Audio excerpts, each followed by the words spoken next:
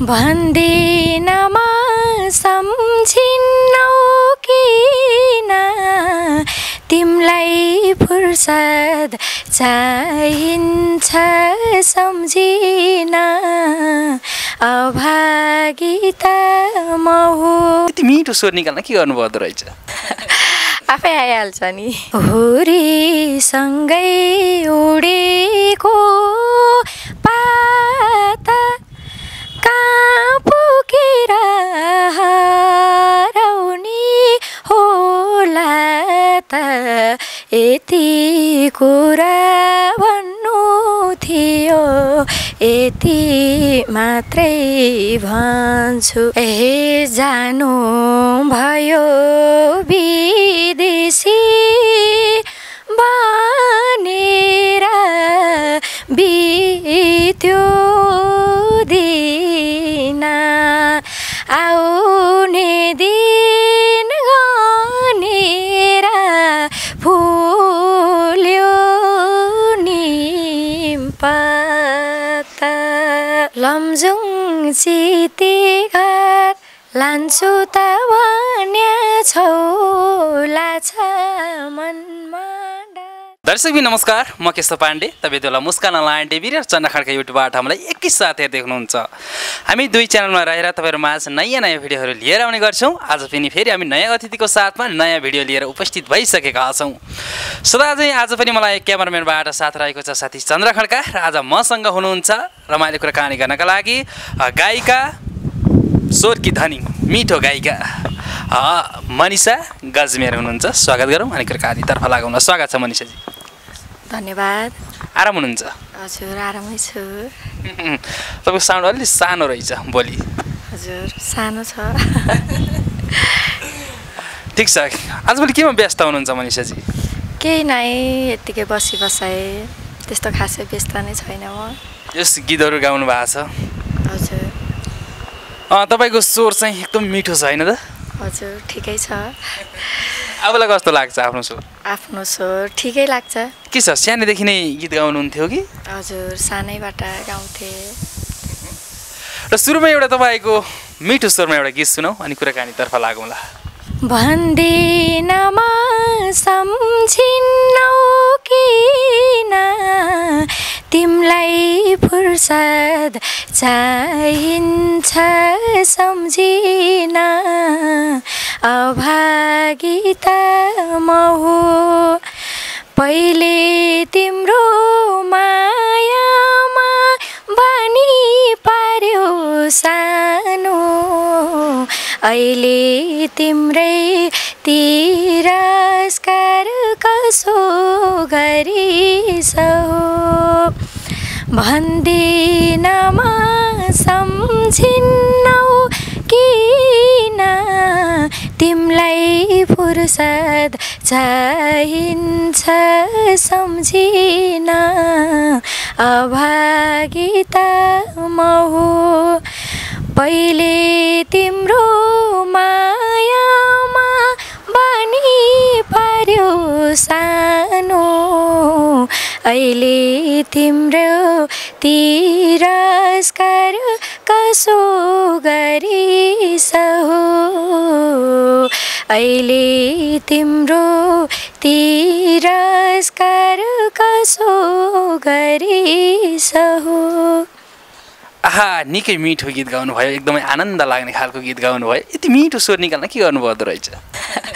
आफै आइहाल्छ नि है। हजुर अटोमेटिक आउँछ होइन? हजुर। के छ तपाईँको घर पनि बताइदिनुहोस् न। मेरो घर लमजुङ अनि त्यही हो। लमजुङमा होइन? घरमा चाहिँ को हुनुहुन्छ? घरमा बाबा मम्मी अनि भाइ बहिनी। आफ्नो गीत पनि निकाल्नु भएको छ होइन आफै? एउटा छ।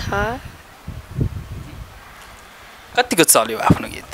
नाइ त्यस्तो चल्नु भन्दा पनि ठिकै। हजुर। र काठमाडौँ आएको चाहिँ कति वर्ष भयो? वर्ष होइन महिना। ए कति महिना भयो? 2-3 महिना जति। 2-3 महिना भयो। के गर्दै हुनुहुन्छ तैँले काठमाडौँमा? केही नै, दोरी साँझमा गाउने। ए दोरी साँझमा गाउने नचाउने गर्नुहुन्छ? हजुर। जोस कलाकार बन्छु भनेरै आउनुभयो होला काठमाडौँतिर? हजुर। है? हजुर। भनेपछि कलाकार भने ठुलो रहर छ रहर त कसले हुँदैन र अब चाहिँ गीत आउँदैछन् के छ बजारमा खै अब केही समयपछि आउँदैछ हजुर तपाईँलाई मन पर्ने कलाकार चाहिँ को हो कसका गीत धेरै सुन्नुहुन्छ म प्राय सबैको सुन्छु सबैको मनपर्छ हजुर पछिल्लो समयमा बजारमा धेरै गीत आएका छन् नि त्यो मध्ये मनपर्ने गीत आजभोलि मनपर्ने गीत त प्राय सबै नै मनपर्छ त्यस्तो मनपर्ने गाउन भन्यो भने चाहिँ कुन गीत गाउनुहुन्छ अहिले पछिल्लो समयमा चलेका गीतमध्ये मलाई चाहिँ एकदम मन परेको विक्रम परियार अनि सुनिता बुढा छेत्री दिदीको चाहिँ मलाई एकदमै राम्रो मन छुने गीत हुरीसँगै उडेको पाता कहाँ पुगेर हराउने होला त यति कुरा भन्नु थियो यति मात्रै भन्छु तिमीलाई धेरै माया गर्नु मेरै गल्ती हो भने ससुरा हुन्जेल यस्तो गल्ती गरिरहन्छु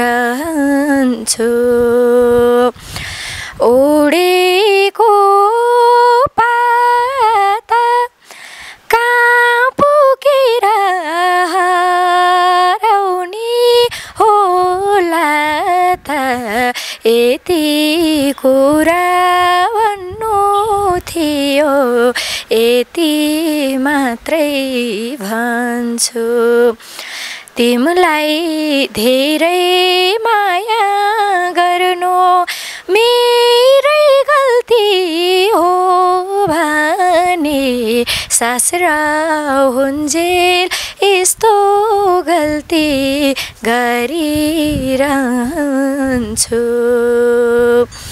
तिमीलाई धेरै माया गर्नु मेरै गल्ती हो भने ससुरा हुन्जेल यस्तो गल्ती गरिरहन्छु धन्यवाद आहा निकै मिठो गीत गाउनुभयो के छ तपाईँ यो गीत सङ्गीत क्षेत्रमा लागिराख्दा चाहिँ घर परिवारको कतिको सपोर्ट छ सपोर्ट एकदमै छ मम्मी बाबाको के भन्नुहुन्छ तपाईँलाई यस्तो निरन्तर लागिरह धैर्यता भाउ धैर्यता जस्तो ठुलो कुरा केही छैन प्रतीक्षाको फल मिठो हुन्छ त्यही हो अरू त के भन्नु सङ्गीत पनि सिक्दै हुनुहुन्छ कि नै छैन अब सिक्ने तर्खरमा छु सिक्ने तर्खरमा हुनुहुन्छ के छ पढाइ पढाइ त सकिसक्यो सकाइसक्नुभयो पढाइ छैन पढेको जति सकियो कहाँ लगेर सकाउनु भयो प्लस टूमा लगेर सकाउनु भयो र अब चाहिँ निरन्तर कलाकारितामा लागिराख्ने होइन त हजुर खै अब समयले के गर्छ कहाँसम्म पुर्याउँछ र के छ अब आउने दिनहरूमा गीतहरू गर्ने इच्छा छ कि के छ अब केही समयपछि आउँदैछ स्कुलहरूमा पनि गाउनुहुन्थ्यो कि के छ स्कुल पढ्दा साथीहरूसँग मैले गाउन त गाउँथेँ एकदम धेरै लजाउँथेँ सानोमा अनि खासै गाउने भन्ने चाहिँ त्यो मिल्ने साथीलाई मात्र थाहा हुन्थ्यो कि अनि मैले गाउँथिनँ अनि जब 11 सुटुक्क गाउनुहुन्थ्यो होला मिल्ने साथीसँग मात्र सुटुक्क गाउँथेँ एकदम लजाउने बानी सरहरूले प्राय सुन्नुहुन्थेन अनि 11 मा पढ्दा चाहिँ वेलकम प्रोग्राममा चाहिँ त्यति बेला साथीहरूले एकदम कर गरेर मैले एउटा गीत गाएको थिएँ अनि गीत गाउँदाखेरि अनि सरहरूले बल्ल त्यहाँबाट थाहा पाउनु भयो अनि 11 12 सम्म चाहिँ गाइरहेको थिएँ सरहरूले कुन गीत गाउनु भएको थियो वेलकम प्रोग्राममा मैले फुल्यो निमपत्ता थोरै सुनाइदिनु न ए जानु भयो विदेशी बनेर बित्यो दिन आउने दिन गनेर फुल्यो निमपत्ता कुन देशको कुन ठाउँमा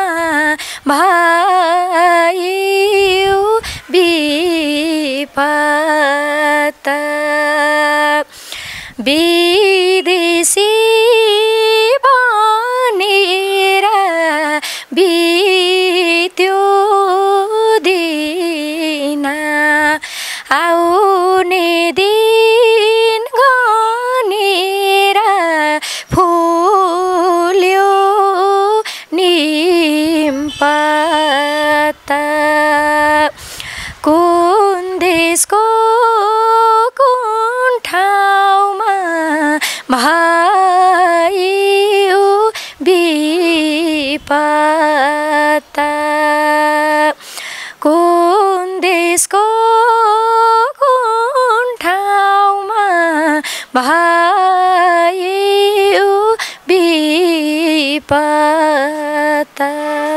धन्यवाद। निकै मिठो गीत गाउनुभयो र तपाईँले पहिलो एल्बम गरिसके भन्नुभएको छ, कुन कलाकारसँग गाउनुभयो? त्यो घरतिरका आफ्नै दाइ हुनुहुन्छ, सबै एकै ठाउँको, अनि किसान काले प्रकाश सिलवाल अनि उहाँसँग। त्यो गीत गाइसकेपछि चाहिँ तपाईँलाई कस्तो रेस्पोन्स आयो, कस्तो कमेन्टहरू आयो? सबैजनाले राम्रै भन्नुभएको थियो, गाउँको बारेमा हो, सबैजनाले राम्रो। त्यो गाउँघरका इष्टमित्र छिमेकीले चाहिँ के भन्नुहुन्छ अहिले? राम्रोसँग गर, अनुशासित भयो। हजुर, त्यही हो, निरन्तर लागिराख, आशीर्वाद दिनुहुन्छ जे होस्। हजुर। तपाईँले त्यो गाएको त्यो पहिलो गीत पनि सुनाउँ थोरै। लमजुङ चितीघर लान्छु त भन्या छौला छ मनमा डर भन्ने छोटो गाइदिनु भएन, तर मिठो गाउनु भयो। र तपाईँ दोरी साँझमा काम गर्छु भन्नु भएन? हजुर। कति गाह्रो हुन्छ यो दोरी साँझमा काम गर्दा? ठिकै, अब त्यस्तो गाह्रो भन्दा पनि निन्द्रा खेर जान्छ, त्यही हो। हजुर। निद्रा लाग्छ गाउँदा? हजुर। निदै गाउनुहुन्छ होला त्यसो भए? निदै त भन्दा पनि अब निदै त होइन, भए पनि गाह्रो चाहिँ गाह्रो हुन्छ। यस गाह्रो हुन्छ होइन? ठिक छ, अब चाहिँ हामी कुराकानीको अन्त्यतर्फ पनि आएका छौँ। अब चाहिँ हामीलाई कुन गीत सुनाउनुहुन्छ? अब ईश्वर सिंह र देवी घरतीको आवाजमा रहेको तिमीलाई त घरबारा मलाई तरबारा, त्यो गीत पनि मलाई एकदम मनपर्ने हो। रेड्दै सारङ्गी तार टुट्यो, हिँड्दै जीवनको सार छुट्यो, आँसु बरबर तिमलाई त घरबार मलाई तरबार, सारङ्गी तार टुट्यो, हिँड्दै जीवनको सार छुट्यो, आँसु बरबर तिमलाई त घरबार मलाई तरबार, तिमलाई त घरबार मलाई तरबार। धन्यवाद। निकै मिठो गीत गाउनुभयो, तिमीलाई त तरबार मलाई घरबार। अब चाहिँ हामी बिदा हुने बेला भइसकेको छ, कुनै यस्तो गीत गाउन पाए भन्ने खालको छ? छैन, मन परेको गीतहरू गाइसकेँ, अब गीतहरू त धेरै छन् होइन, आजलाई यति गाएँ। र तपाईँको अब गीत आएपछि फेरि हामी उहाँसँग कुराकानी गर्नेछौँ होइन, उहाँको गीतहरू बिस्तारै आउँदैछन् बजारमा, आइसकेपछि फेरि हामी अर्को भिडियो बनाउनेछौँ, उहाँसँग कुराकानी गर्नेछौँ। तपाईँले हामीलाई समय दिनुभयो त्यसको लागि धेरै धेरै धन्यवाद। हजुरलाई पनि धेरै धेरै धन्यवाद, र यो च्यानललाई चाहिँ सेयर गरिदिनु होला, जति सक्दो सबैजनाले लाइक गरिदिनु होला, कमेन्ट गरिदिनु होला, के कमी कमजोरी छ भनिदिनु होला। अनि हजुरलाई पनि धेरै धेरै धन्यवाद यहाँसम्म आउनको लागि, यति समय दिनुभयो मलाई। र विशेष गरी चन्द्र खड्का दाइलाई पनि धेरै धेरै धन्यवाद, उहाँप्रति पनि म धेरै आभारी छु। दर्शकबिन, तपाईँलाई आजको भिडियो कस्तो लाग्यो? यो मनिषाको यति मिठो स्वरलाई सेयर गरेर देशभर पुर्याइदिनु होला। तपाईँलाई यस्ता प्रतिभाहरू धेरै ल्याउन छन्, त्यस कारणले च्यानललाई सब्सक्राइब गर्नुभएको छैन भने सब्सक्राइब गरिदिनु होला भन्दै यतिन्जेल क्यामेराम्यानबाट साथ दिने साथी चन्द्र खड्कालाई धेरै धेरै धन्यवाद दिँदै मनिषा अनि म केशव पाण्डे सँगै बिदा हुन्छौँ। नमस्ते।